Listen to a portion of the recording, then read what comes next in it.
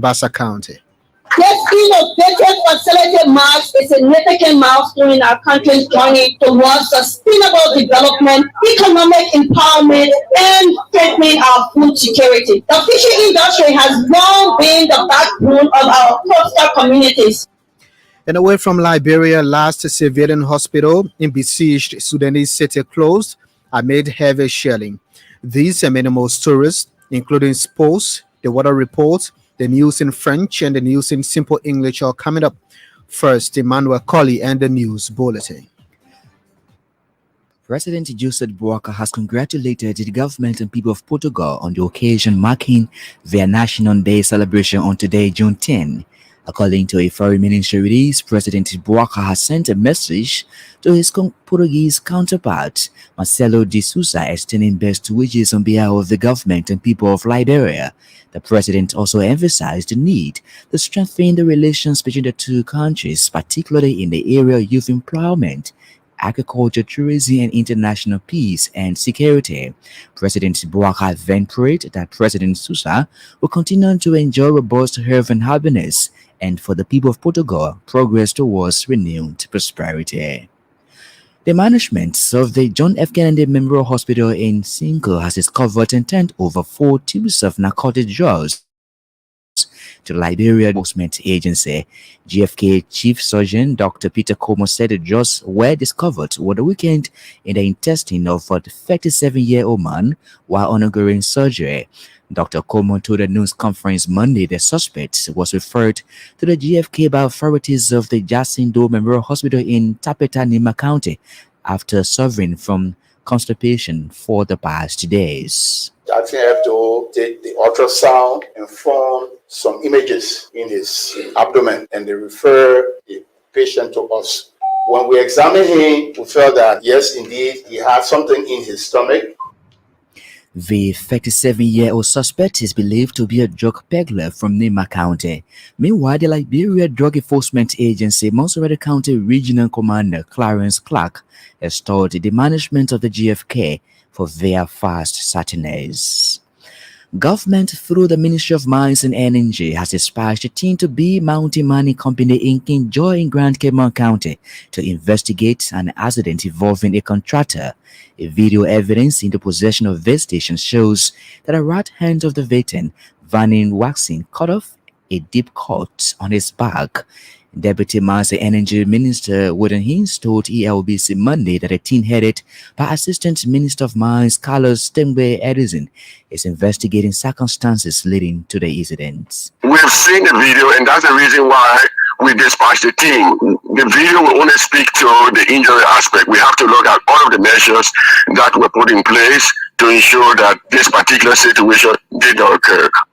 Minister Haynes stated that the government, among other things, will be recommending improved safety environment and calling for the victim to be flown out of the country for advanced medical treatment.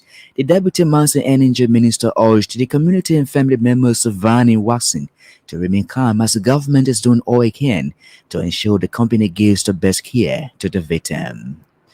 The National Fisheries and Aquaculture Authority (NAFA) has officially handed over a new fish processing facility in Buchanan Grant, Bassa County.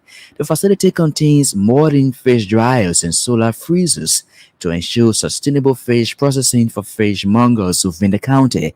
NAFA Director General Herman Glasgow said the FTT will improve fish production, enhance food security, and support small-scale businesses within the county.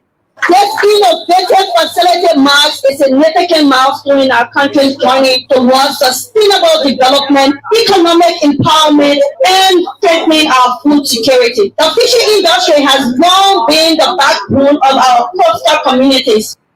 When Glasgow said similar facilities will be built and turned over to fish-dependent communities in all 9 coastal counties in Liberia in an effort to reduce poor harvest losses for fishermen.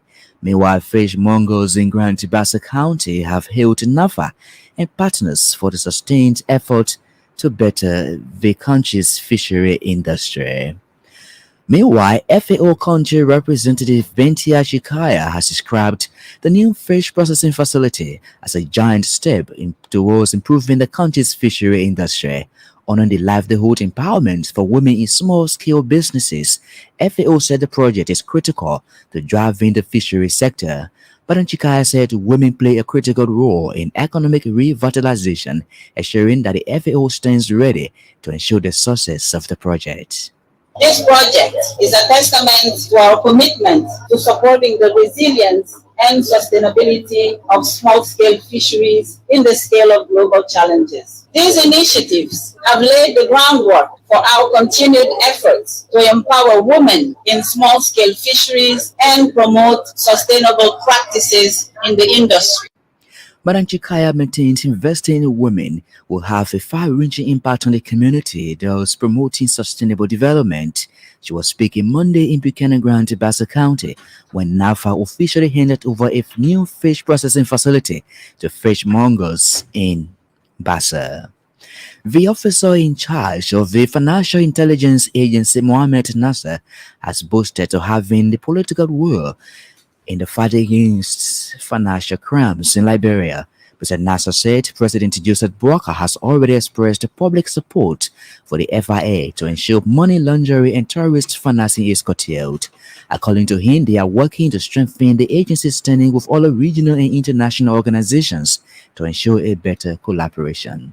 There are a lot of things that wasn't done at that time. It wasn't done. We are going to do it now. We're going to ensure that we rectify most of those things. The Minister of Justice is prepared for that. He has shown me that we're going to work together to ensure that we rectify all of the issues and be able to move forward. The FIA officer in charge also called for strong collaboration among governments, ministries, and agencies, including the Ministry of Justice, the Elbc, and the GSC, to enforce anti-money laundering regimes. He also disclosed a platform is being created for ordinary citizens to share intelligence as a tip-off with the agency, assuring of accountability within the process. Heavy storm has just damaged several houses in the public school in Butu Bapley Administrative District, rendering more than 50 residents homeless. The storm also injured two persons, an old lady and her elderly son, and removed the roof of the government school building, making students to be without school. The town chief of the area, Maurice Koe, told Elbc that many of the victims are currently sleeping on their various farms. Meanwhile, District 6 Representative Dawon Gliga, among other things, has also identified two victims by providing 50 bags of rice and 50,000 Liberian dollars. B2 is one of the big towns in District 6 with the residents of over 1,000 people in Lower Nimba County. And Ganta City Mayor Samuel Hurt wants central government include his city in the national budget. In an Elbc interview, the mayor outlined a series of challenges facing the emerging commercial city. He said capturing Ganta in the national budget will strengthen the city corporation to address pressing issues, particularly garbage disposal. The mayor added that the city needs dump trucks, tricycles, and other equipment to help keep it clean and green. He, however, noted that despite the challenges, he and his team have been tackling waste management with the support of some partners within the area. Emmanuel Colley there with the news bulletin. You're listening to Newsland on ELBC Radio, and our presentation of all the news you need to know. Today is Monday, June 10, 2024. And big stories will follow this afternoon. Government launches investigation into safety protocols at B Mountain Mining Company following the terrible industrial accident. Well, President Joseph Boakai has returned home after participating in the Korea-Africa Summit. President Boakai joined other African and Korean leaders and business executives in strategizing ways to further cement the bilateral ties with the Korean government. ELBC Executive Mansion reporter Vasta Talo reports on key dividends of the government's engagements in Korea. The 2024 Korea-Africa Summit was held under the theme Future We Make Together, Shared